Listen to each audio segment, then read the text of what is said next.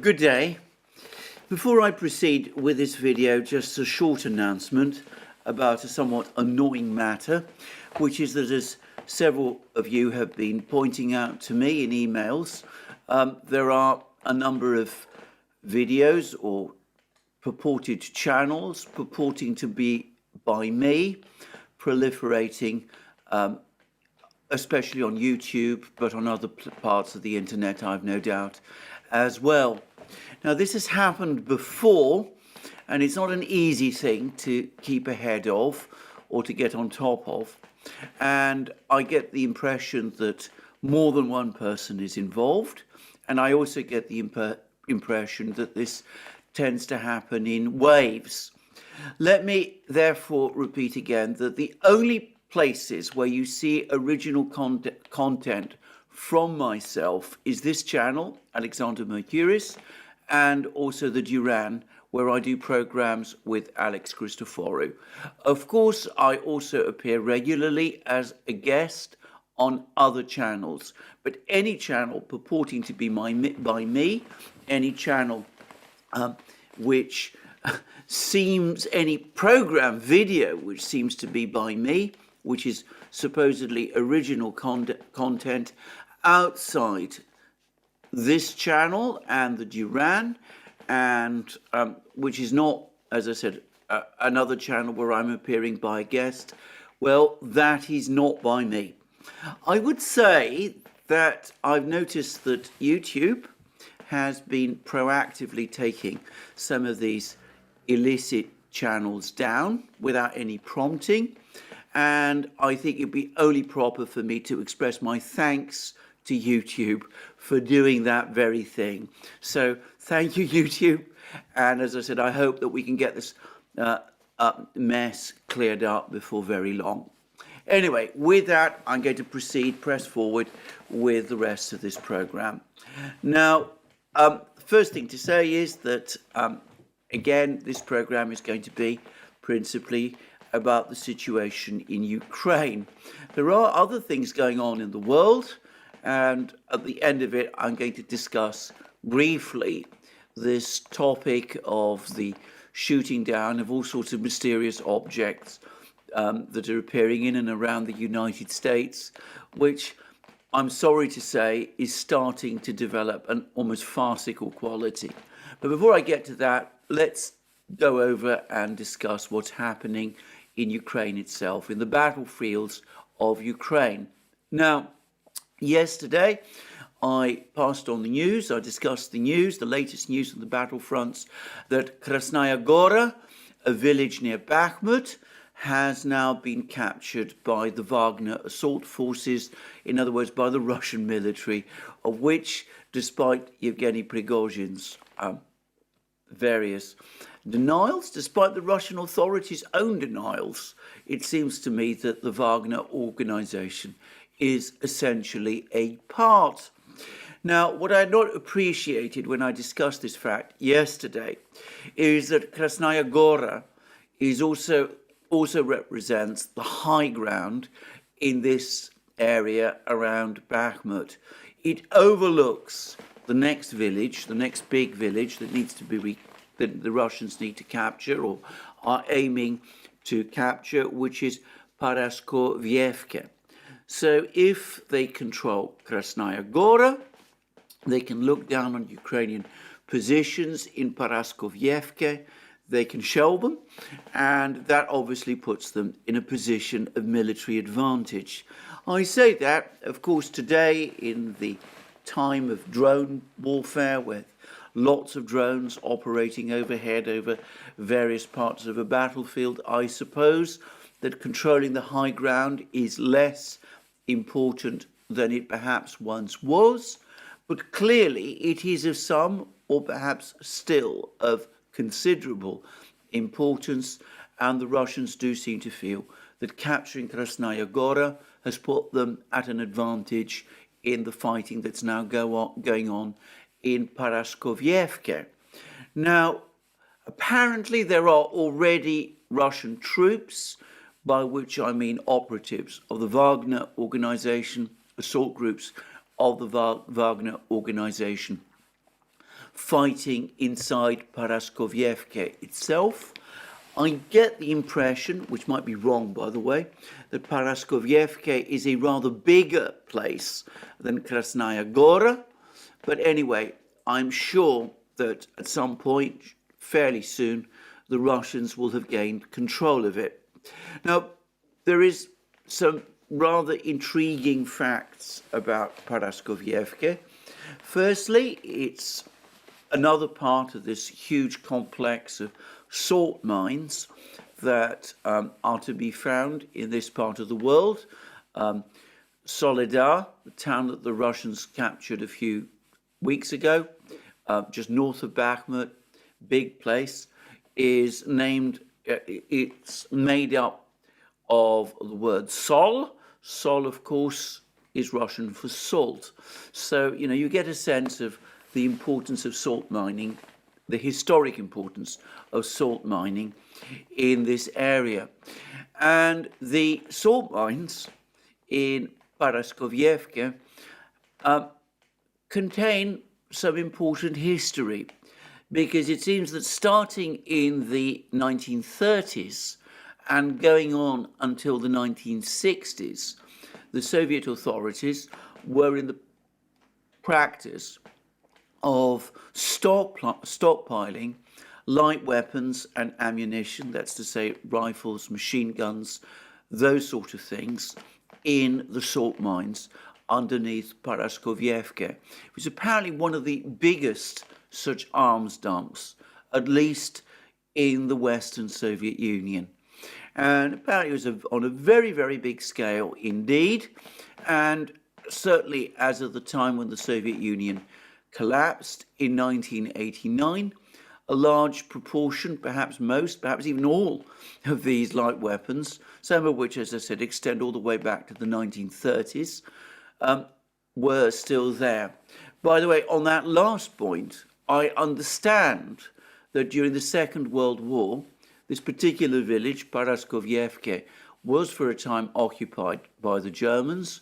I presume that they never found out about this stockpile of light weapons that were hidden beneath it in the salt mines that lie under the surface of this village. Anyway, the big question is, are these light weapons, some of which must by now be obsolete, presumably extending all the way back to the 1930s, are they still there? If not, what has happened to them? And of course, given that there is this warren or labyrinth of tunnels underneath this village, perhaps the Ukrainians have positioned assault groups or fighters there. Perhaps they've got plans to retreat into these tunnels underneath this village.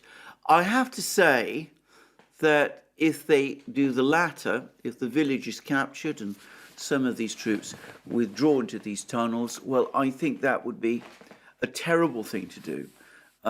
As somebody who suffers from a certain discomfort in very small places, I would say that for me, the idea of being essentially trapped underground in this kind of warren of tunnels, I find that extremely disturbing. And I hope that if there are any such plans, nothing like that does in fact happen. There were rumors, by the way, at the time of the capture of Soledar, that the Ukrainians would do the same thing there, that they'd withdraw into the various tunnels and underground facilities at the salt mines in and around Soledar. But that doesn't seem to have happened. And I hope that the Ukrainian soldiers who are fighting or trying to defend Paraskovievka follow the example of their comrades in Soledar and do not make the mistake, because I'm sure it would be a mistake, by the way, of trying to retreat into these tunnels, where, frankly, their fate, it seems to me, can only be a horrible one.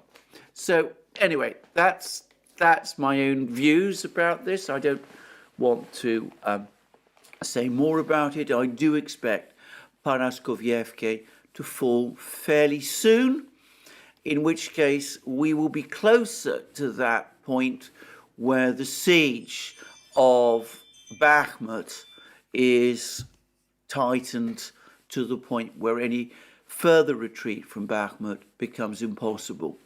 Now, whilst I'm on the subject of Bakhmut, I just wanted to clarify a point about its name. I had a very useful, interesting email from somebody, I think a Russian cartographer, if I've got this correctly, who has pointed out to me that Artyomovsk, which is the name that I've seen the Russian authorities give to Bakhmut, is actually a Soviet name for this town.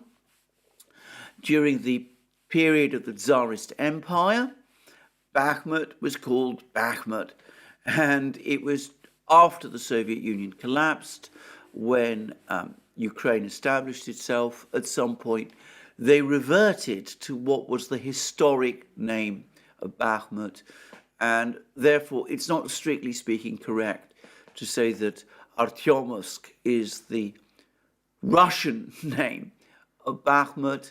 It is the Soviet name of Bakhmut. Well, I stand corrected. I would point out that official Russian sources continue to refer to the place as Artyomovsk. These include agencies like the official Russian news agency TASS, and of course the Russian Ministry of Defense.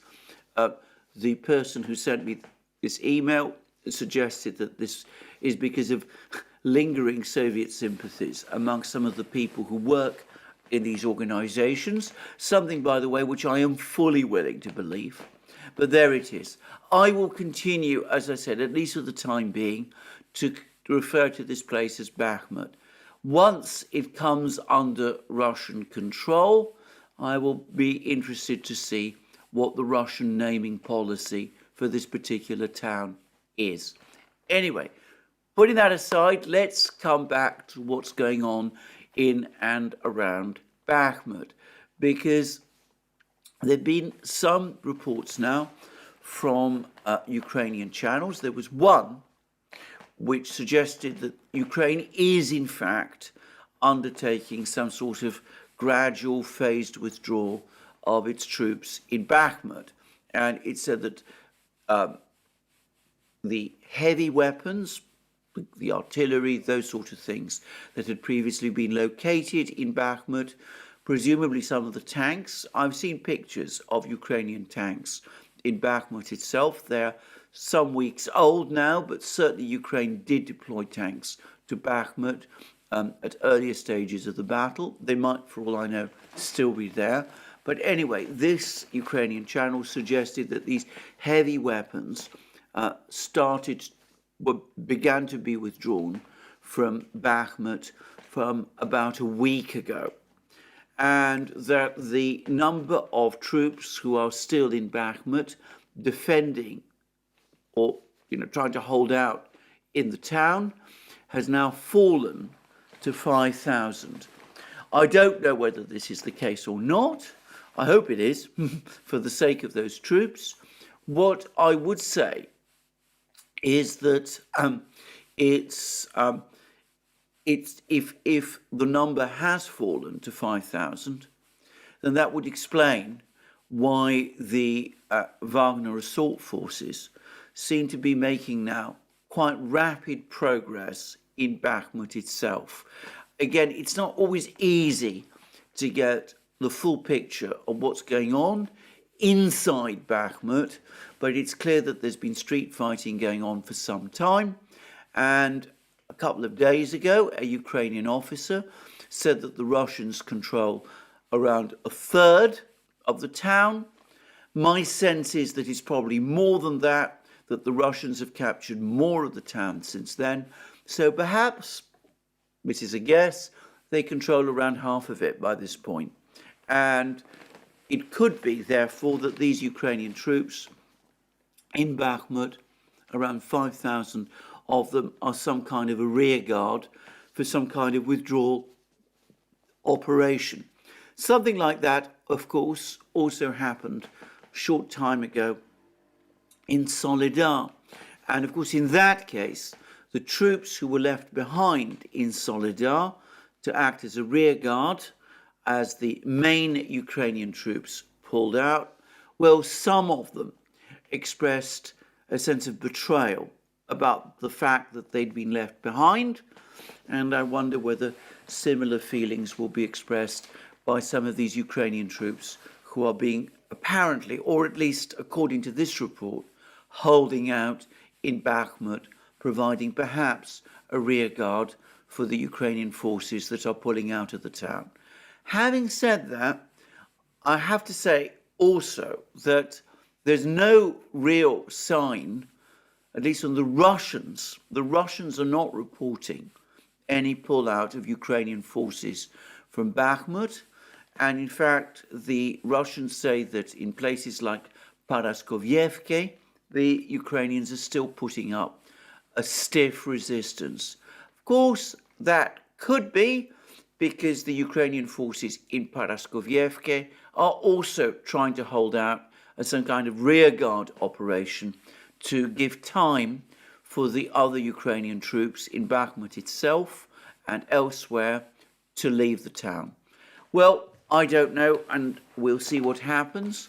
And I'm going to make, by the way, a further prediction that when the Russians do eventually capture Bakhmut, just as we saw in Soledar, it will probably take a while before the Ukrainians acknowledge that fact, even though I expect that after the fall of Bakhmut, the Russians will press further west and will at least seek to capture the western town of Chasov Yar, and probably another town in this area called Konstantinovka, which is an important part of the Ukrainian defense system west of Bakhmut, and perhaps the hills, these hills around Bakhmut, and of course they're also definitely pushing north towards Seversk as well. Now, the fighting in Seversk, or at least the fighting that is edging closer to Seversk, is important in itself because it is very much connected with the fighting that is going on in the Svatovo-Kremenaya Kupiansk area. And we see that here, over the last couple of weeks, about 2 weeks or so, the Russians have been pushing forward, and they've been pushing forward pretty hard, and they're now very close to Kupiansk itself.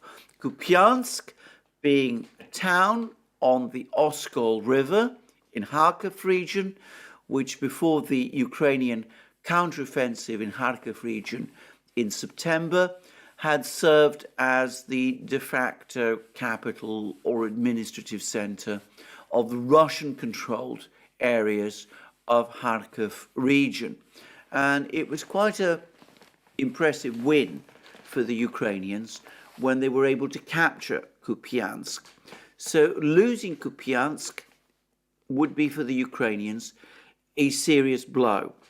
And in fact, this morning on TASS, we got reports that the Ukrainians are relocating troops hurriedly to Kupiansk. And again, I'm going to read the statement from Andrei Marochko, a lieutenant colonel of the militia, former lieutenant colonel, he's now retired, of the militia of the Lugansk People's Republic, and he's talking to TASS, and he said, he's reported by TASS as saying the following, and this is an interview that Mr. Marochko gave early this morning.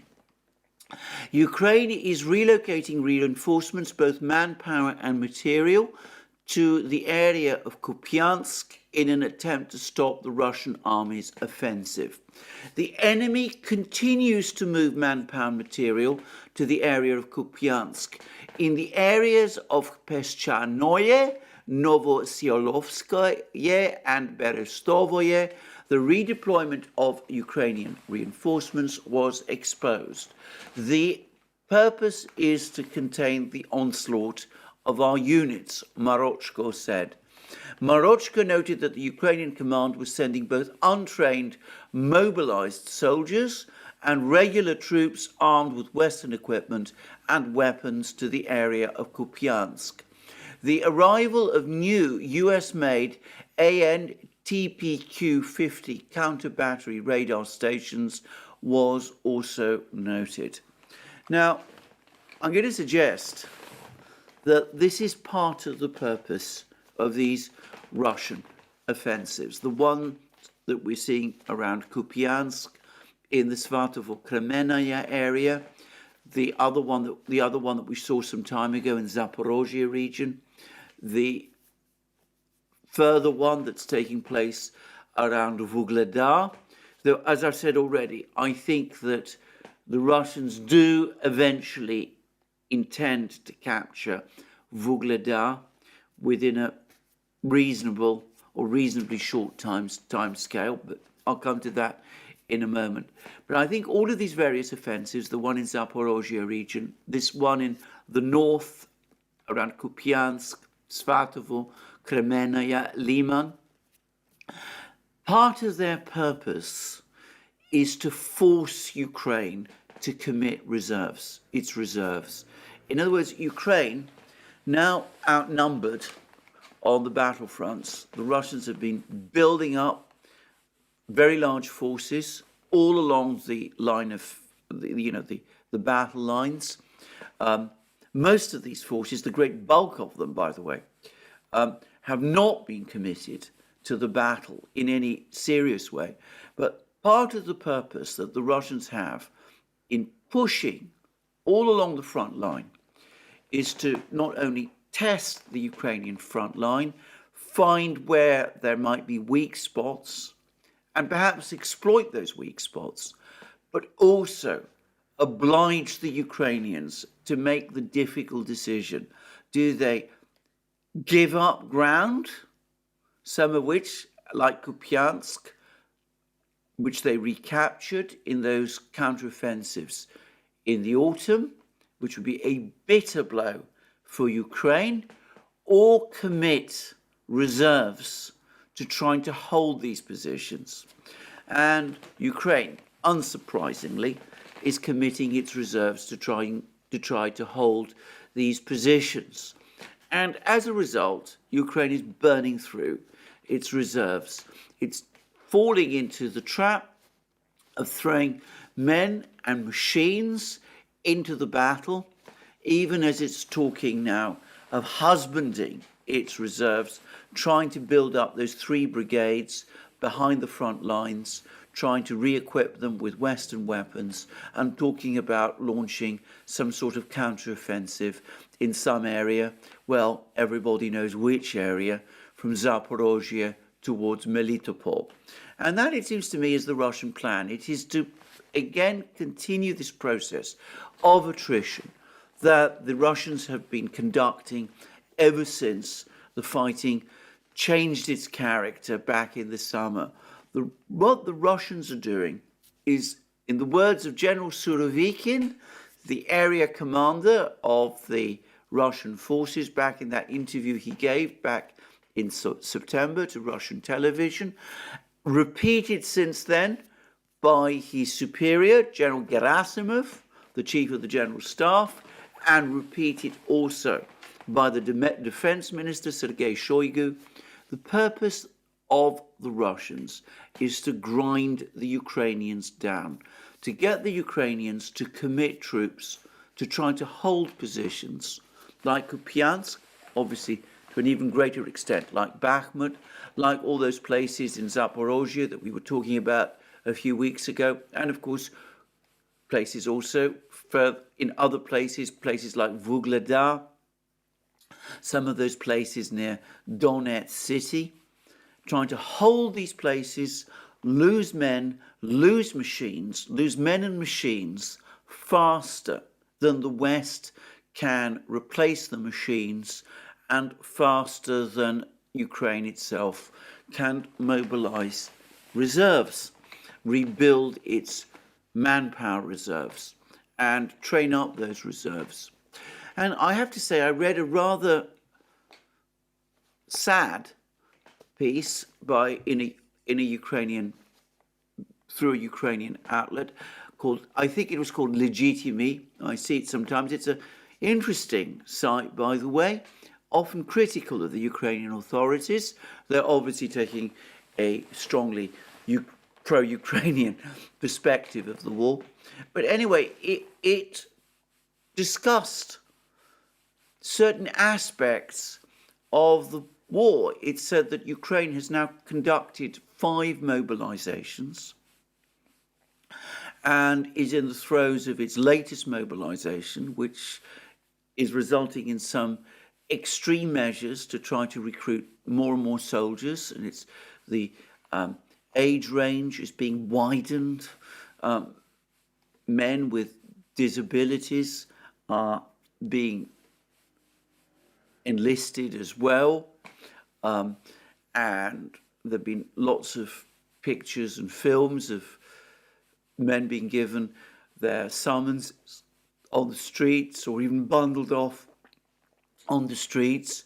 Ukraine is having to do this because even after 5 mobilizations have already taken place, because this attrition has worn down its manpower to the level that it has no choice but to do these things, whereas Russia has only engaged in 1 mobilization.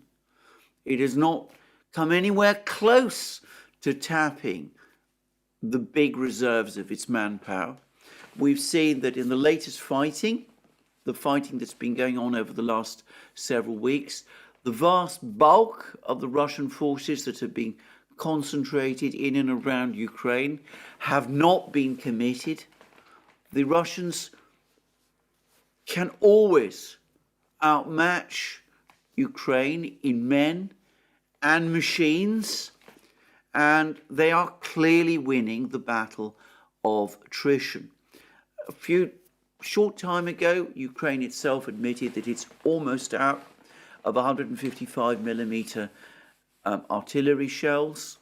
The West has admitted that it cannot replace Ukrainian artillery shells that Ukraine needs. Keep up with Ukraine's consumption of artillery shells. The tank affair is increasingly looking to me like a debacle.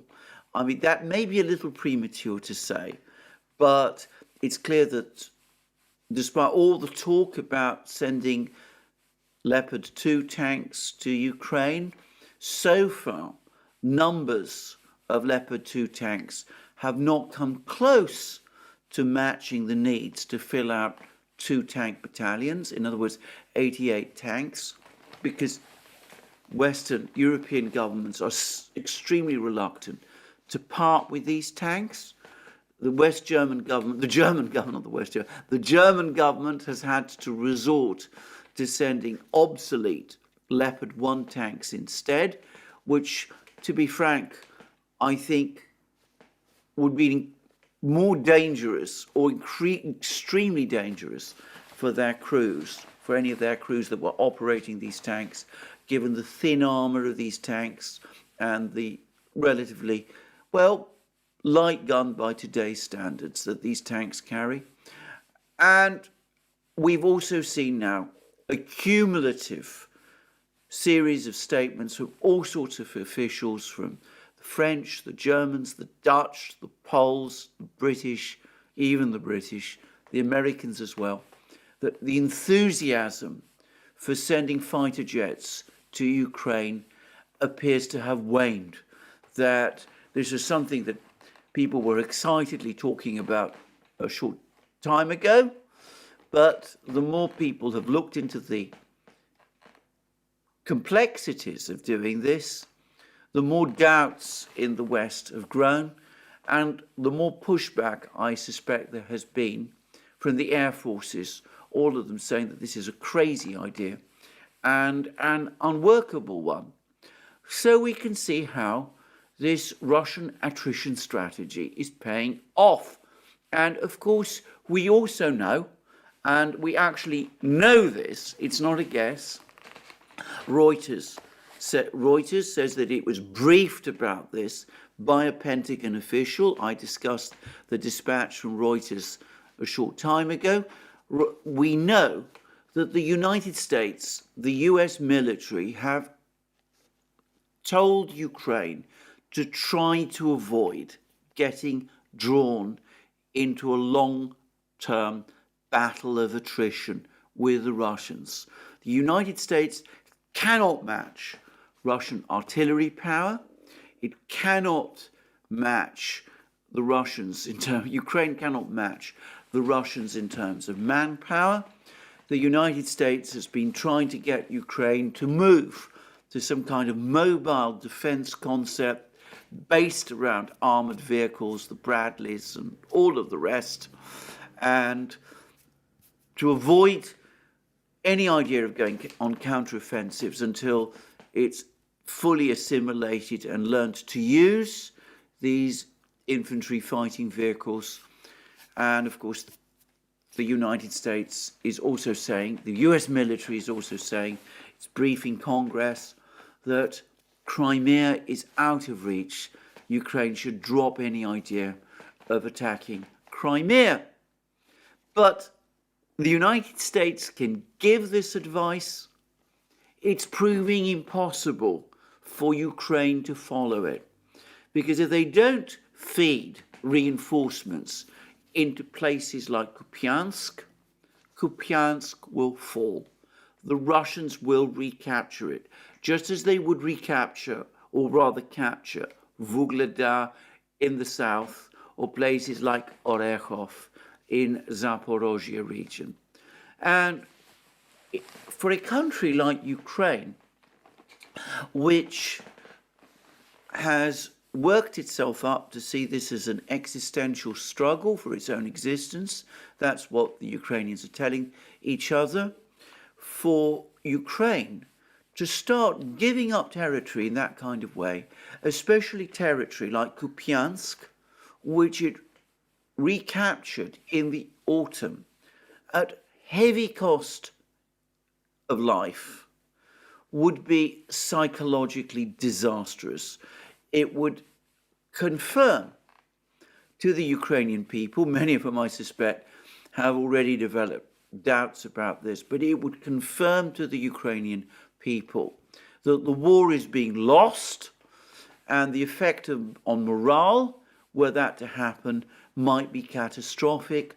So Ukraine is obliged to fall into the Russian strategy to continue to feed troops, machines into these various, well, I'm going to call them meat grinders, much as I hate that word, which is the ones that the Russians are drawing them into. So we see what part of the purpose of these Russian offensives is. I've come to the clear view that the advance in Zaporozhye was principally for that purpose. It was to draw the Ukrainians out.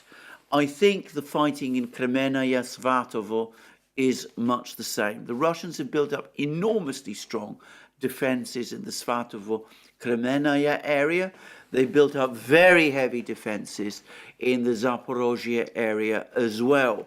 So I think that overall the Russians were probably, when they started these attacks, they weren't seeking to break through the Ukrainian lines, but they're putting heavy pressure on Ukraine, and they're forcing Ukraine to burn up its precious reserves of men and machines, making it more difficult for Ukraine to husband them. Now, in saying all of this, I do want to make two quick observations. First of all, I'm not saying that this is what the Russians are doing in every part of the front line. I think in Bakhmut, Seversk, in that area of the battlefront, the fighting, the Russian advance is fully serious. The Russians clearly do intend to capture Bakhmut. They do intend to capture Seversk. Their purpose is indeed to break the Zelensky line, to push on towards Slavyangrad, Slavyansk, I'm so sorry, Slavyansk and Kramatorsk, and perhaps beyond that to the Dnieper. I think there, the offensive, the Russian offensive, pursued incrementally, pursued very methodically, I think there it is entirely for real. I think the same is true of Vuhledar. Vuhledar, the fighting in Vuhledar is clearly connected to the fighting also in Marinka, near Marinka, where there's still fighting going on the outskirts and just outside that town near Donetsk city. I think that the Russians do indeed intend to break Ukrainian resistance in Vuhledar. I think their objective is indeed to capture Vuhledar.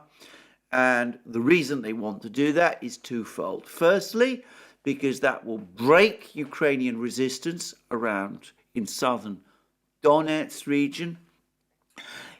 Combined with the fall of Bakhmut, it will make Ukrainian defenses close to Donetsk city increasingly undefendable,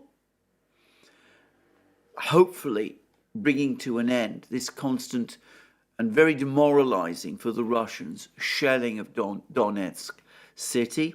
It'll bring that point, the point of the clearing of Donbass, the liberation, as the Russians would say, of Donbass, much closer to an end. And of course, in the case of Vuhledar, going back to those other reports I've been discussing recently, it would open up this railway that the Russians want to use from Russia through Donbass, this railway that passes close to Vuhledar, so that the trains can go through this railway all the way down south to Zaporozhye, Kherson region, and indeed Crimea as well, thereby, in effect, securing the land bridge and probably making the whole idea of a Ukrainian offensive towards Melitopol, Mariupol, any of these places, to make that impossible. And by the way, on the topic of Vuhledar, obviously the Ukrainians understand this, and I suspect that it's partly because the Ukrainians understand that the loss of Vuhledar would probably make Ukrainian defenses in southern Donbass collapse, but also that the loss of Vuhledar and the opening of this railway line might make any idea of a Ukrainian offensive towards Melitopol and Mariupol unviable. That is another reason why the Ukrainians are so determined to hold on to Vuhledar. They're sending more and more men and machines to Vuhledar, stripping them from other parts of the front lines, because they know that if they lose Vuhledar, this offensive towards the Sea of Azov, which we've been hearing so much about, probably ceases to be a viable proposition. Anyway, that's it seems to me, the overall state of the battlefields. I'm going to make a prediction, which is that we're going to hear over the next couple of days that Paraskovievke has gone the way of Krasnaya Gora, that the Russians, they've already able to shell all the main roads leading into Bakhmut.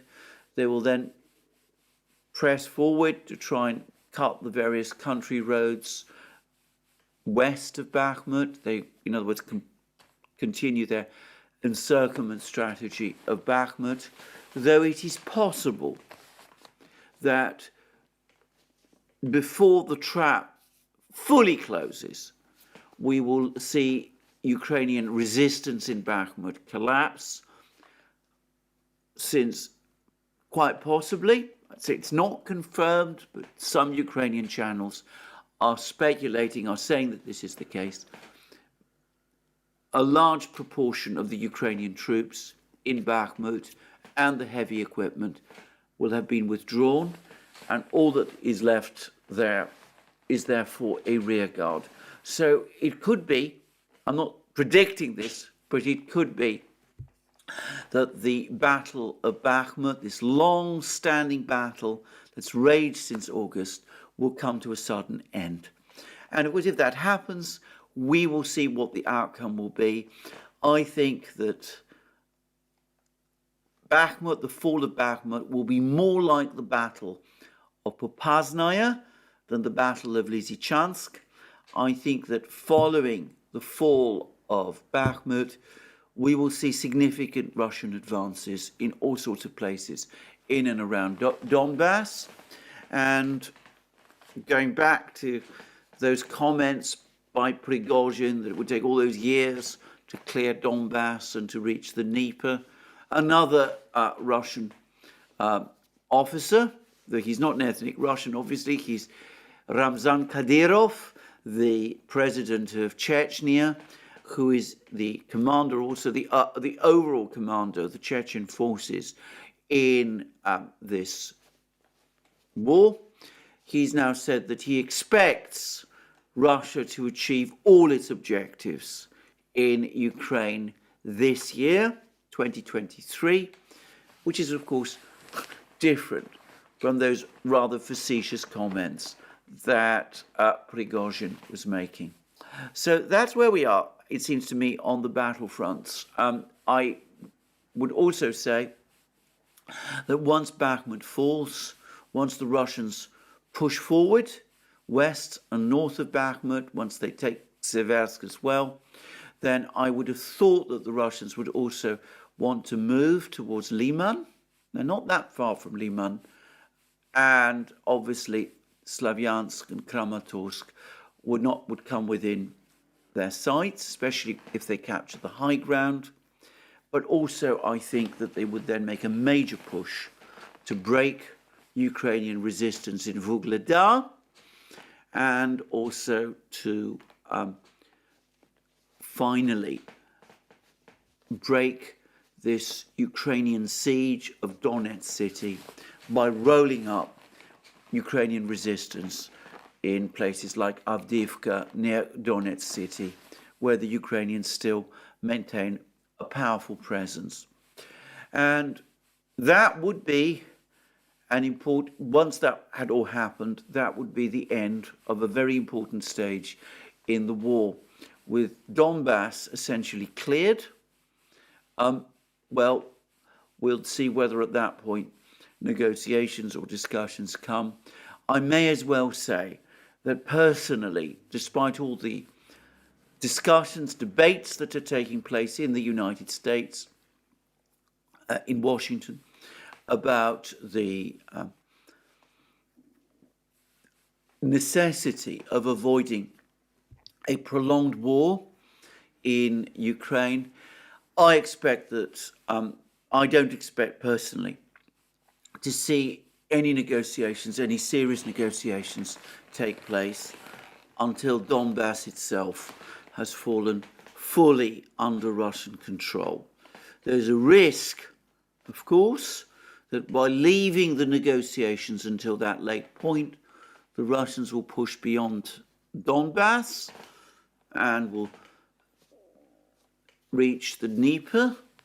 And of course, if Vuhledar is captured, and if Liman and Kupiansk are captured, then a much greater envelopment with these very large forces that the Russians are building up, an envelopment of the entire Ukrainian force east of the Dnieper River, perhaps combined with attacks on the Dnieper bridges, well, that becomes an option. And then, of course, we might not be so much in a situation of negotiation, but rather one of crisis, both in Ukraine and I suspect in the West as well. But we will come to that point if and when we do. And I think it might be unwise at this point to look too far ahead and speculate at this stage of what the reactions might be if we get to that point. Anyway, that's, it seems to me, the overall situation on the battlefields at the present time.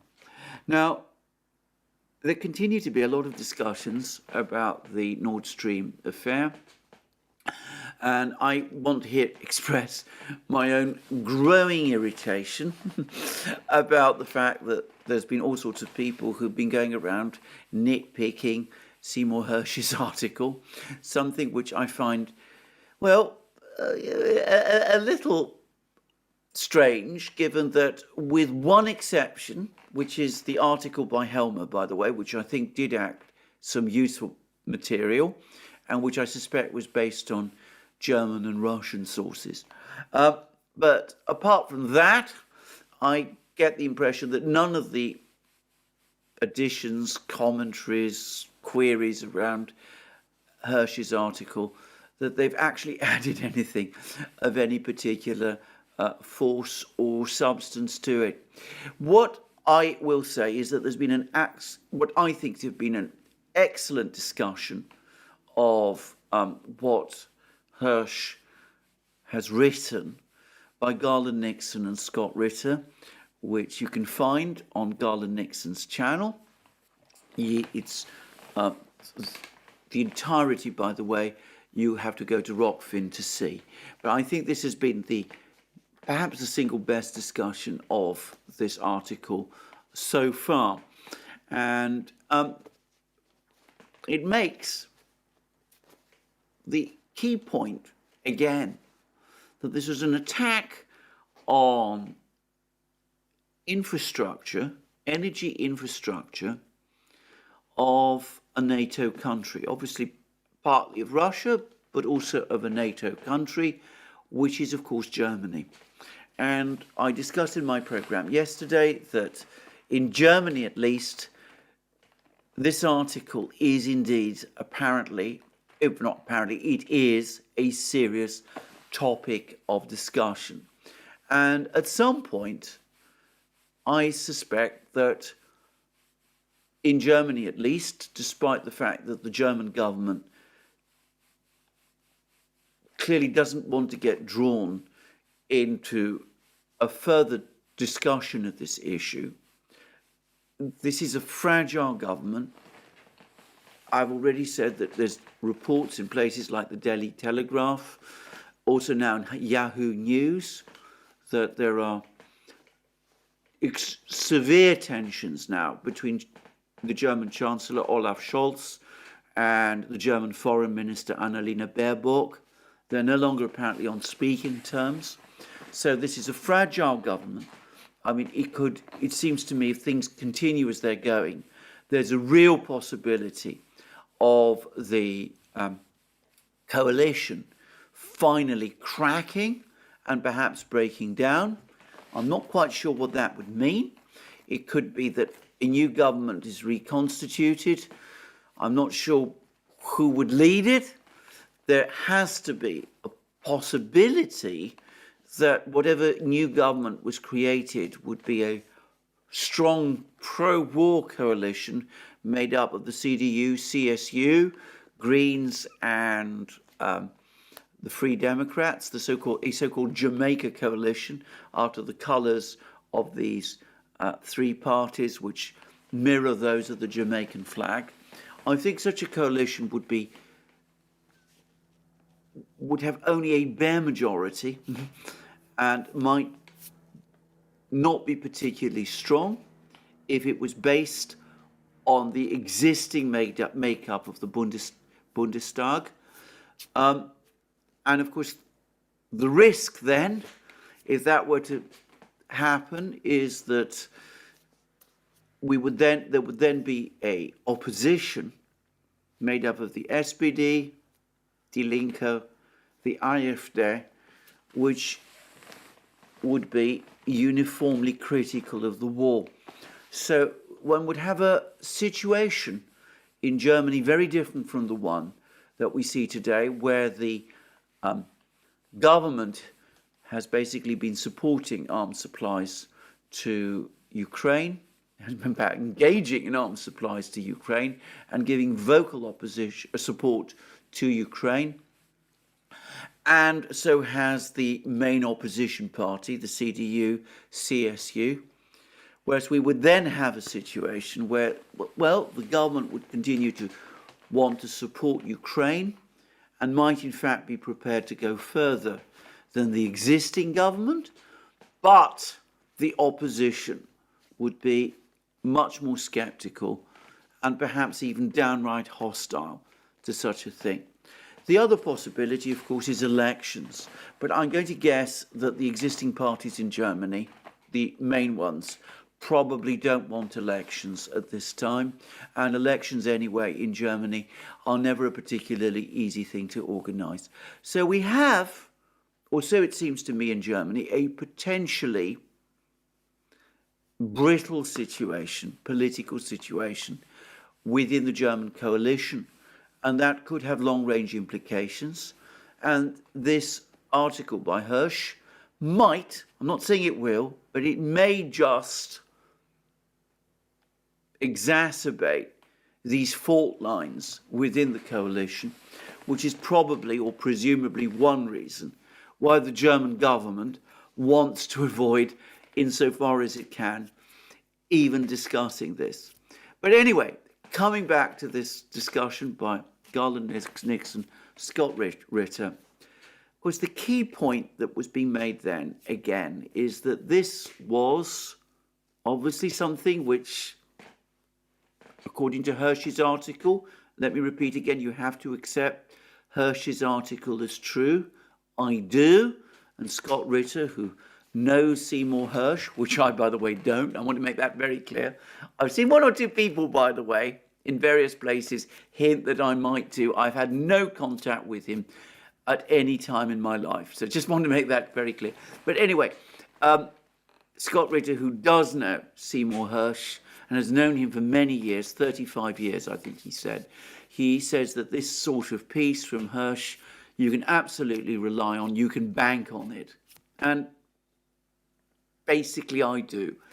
But assuming that that is, accepting that that is the case, as I do, then you've had a group of people, I've discussed this already, who worked together to get round Congress, to avoid discussing with Congress or reporting to Congress what they were going to do, which involved an attack on the energy infrastructure of one of the United States' most important NATO allies. But the further point that Scott Ritter and Nixon were making is that this is all based upon a leak, that somebody in the know, somebody very prominent in the know, gave all this information to Seymour Hersh. And obviously this was not just one person, but presumably more than one person, though it's clear from the article that he does rely on a principal source.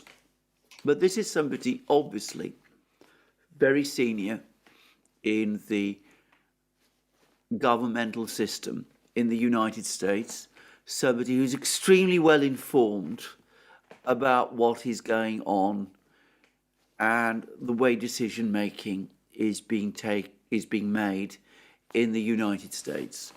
Now, Hersh has been investigating this story for about 3 months, or at least was investigating it for about 3 months before his article appeared. So one has to assume that Hersh's main source and Hersh himself somehow got in touch with each other around 3 months ago.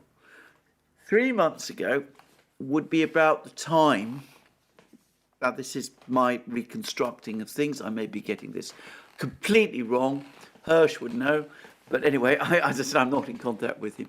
But anyway, 3 months ago would be about the time when General Milley, the chairman of the Joint Chiefs of Staff, was saying that the war is in stalemate. The moment has now come to start considering negotiations. And 3 months ago, I'm think it's a reasonable, this is more than a guess, I think it's a reasonable calculation, would have been around the time when someone in the Pentagon commissioned that report from the Rand Corporation, the one that came out and said that the United States risks coming out a loser, putting it rather more straightforwardly than the Rand report itself does, but risks coming out a loser from a prolonged war in Ukraine, with a small but real risk that the outcome of that war might be a catastrophic one. And of course, it's about the same time frame, here I'm guessing, that the CSIS would have needed to prepare its own report about the depletion of US weapon stocks. So it seems to me that from around 3 months ago, the debate in Washington essentially began. And I'm going to suggest that the key event here was the Kherson offensive. I think there may have been some hope that the Kherson offensive would end differently, that the Russian forces would somehow get trapped on the west side of the Dnieper River. I don't think there was ever any prospect of that, but maybe there was some hope that that would happen, that there would be some titanic battle for Kherson city, and that the Russians would lose a force of around 20,000 men or something like that. Instead, what happened was that the Russians carried out an orderly withdrawal from Kherson region west of the Dnieper River after inflicting massive destruction on the Ukrainian forces, to the point where Ukraine is now short of men and machines. And on this topic, I just want to make a further point, which many people have now been making. One gets reports from time to time, including from one particular Dutch NGO. There have been other reports I've seen about how Ukraine has managed to collect hundreds of old Russian tanks, has got more tanks now than it started the war with. Why in that case was General Zelensky saying a few weeks ago to The Economist that he had no prospect of conducting a successful counteroffensive unless he was provided with another 300 tanks? It just doesn't make any kind of sense. Why would he say that to his Western partners, who must have a fair idea of how many tanks Ukraine actually has? If Ukraine has so many tanks, why would Germany, why would the Western powers have gone through this whole convoluted and fraught argument about supplying tanks to Ukraine, one in which their own militaries are so visibly unhappy? And on that particular issue, there's been a report now from the Russian news agency TASS about the Abrams tanks. And can I say it straight away, this is a Russian report. You can take it with utter cynicism, if you like, but it's based on an interview that a Russian diplomat, Konstantin Gavrilov, a very senior Russian diplomat, by the way, who is the head of the Russian delegation at the Vienna talks on military security and arms control in Vienna. Anyway, Konstantin Gavrilov has just given an interview to Russian television in which he's said that he doesn't believe that those Abrams tanks will ever reach Ukraine. He says the Americans, this is a direct quote, skillfully sucked Germany into this adventure by promising to deliver the Abramses, and now they're basically forcing the Germans to deliver their tanks. And they're not really going to supply their Abramses, and I think we are unlikely to ever see them in Ukraine. Well, that's Gavrilov's view. but I happen to think he may very well be right. Anyway, why would the Western powers have gone to all that trouble to supply tanks to Ukraine, got themselves into all these fraught discussions? Why would there be this toing and froing about whether to send Abrams tanks and Leopard 2 tanks if Ukraine had an abundance of tanks? It doesn't make any sort of sense. So I think that after those heavy losses, after the strategic failure of the Kherson offensive, after it became clear that Ukraine was not breaking through in the Svatovo-Kremenaya area, and when it became also clear that Ukraine was trapped in a war of attrition, which it was losing, somebody in the United States, not just one person, obviously, but a group of people within the national security complex, came to the view that there has to be a push towards negotiations, which is why we got all those reports, why General Milley was going around saying that there needed to be negotiations. And I have to say, I think these discussions between Seymour Hersh and that particular source are part of that pattern. Now, I discussed yesterday in my program how incredibly difficult it's going to be to overcome the entrenched resistance of this small group of people in the White House gathered around the president who are intent of seeing this war fought, well, to what end and what purpose I no longer can see, because as was discussed yesterday by people like Jeremy Warner in the Daily Telegraph, I discussed his article, nobody any longer seems able to explain what victory in Ukraine over Russia actually means. But nonetheless, I do think this battle is going to intensify, and if we see Russian forces breaking through from Bakhmut to the Dnieper, that argument is going to grow and could burst into the open with some very messy consequences in the United States. And I'm going to suggest that this increasingly farcical business of these balloons, if they are balloons, that we're seeing in the United States is a reflection of this argument that's now taking place over Ukraine.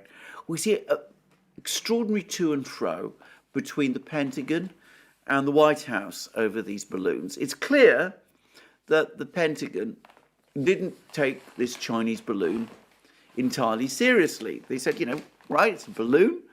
Balloons have been operated before. Perhaps it most probably is a surveillance balloon of some kind, but it's operating very high altitudes, practically in the stratosphere.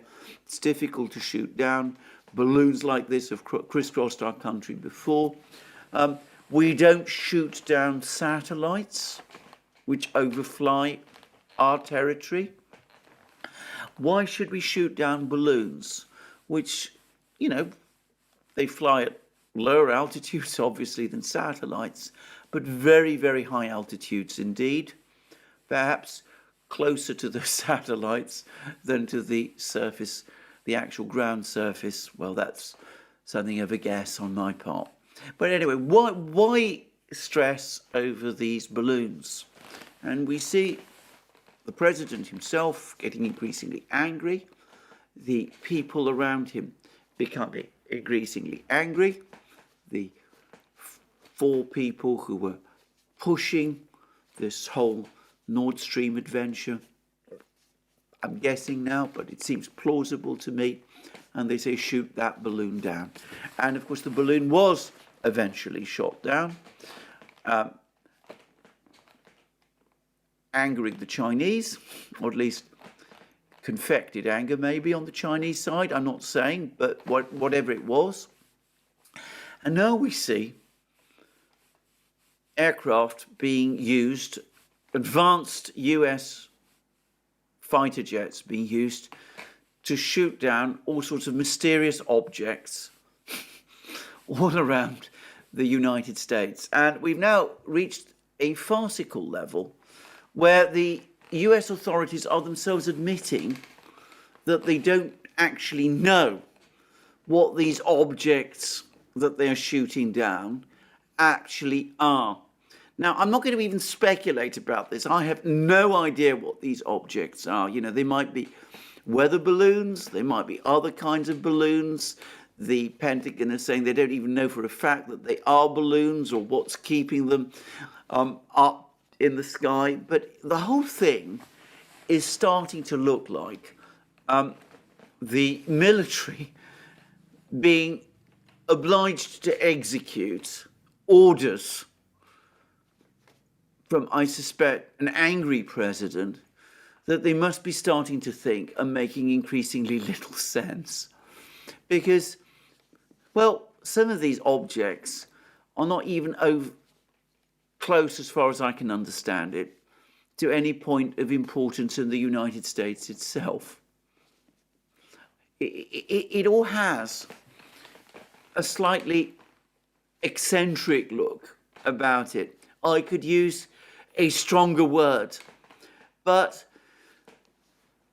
the danger is that obviously to the outside world it's going to make the United States look foolish and perhaps a little trigger happy, but it could, as I believe, increase tensions within the US government, with the military increasingly skeptical about some of the instructions it's being given, and the civilian officials in the White House becoming increasingly frustrated that the Pentagon is showing such reluctance to carry out the orders which it is given.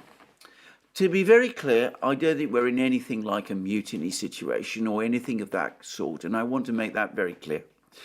But if I'm right, then if the situation in Ukraine deteriorates further, then I personally would not be surprised if we eventually find ourselves in a briefing war, the like of which we haven't seen, certainly since the administration took office, with anonymous sources, our old friends, the anonymous sources, now briefing against each other in rival sections of the US media, with some sources briefing rival Congress people, and all sorts of investigations and counter-investigations and arguments and quarrels starting to be launched.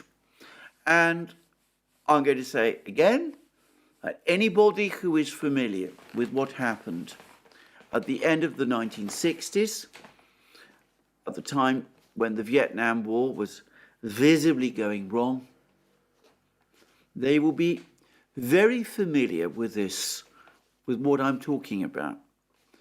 What, after all, was the Pentagon Papers, if not a monumental leak by an angry and disillusioned Pentagon official, Daniel Ellsberg, at what he saw as the misconduct of his government, than that? Well, we might not be in Pentagon Papers territory, but the Hirsch article might suggest otherwise. Well, thank you for that. That's me for today. More from me soon. Please remember you can find all our programs on our various channels, on various platforms: Locals, Rumble, BitChute, Odyssey, Rockfin, and Telegram. You can also support our work via Patreon and Subscribestar. You'll find links under this video. Please also remember to check out our shop, and you find all the great things that you might like there: our magic mugs, our hats, our hoodies, our t-shirts, our sweatshirts, and all of those things. And last but not least, please remember, if you've liked this video, to tick the like button and to check your subscription to this channel. That's me for today. More from me soon.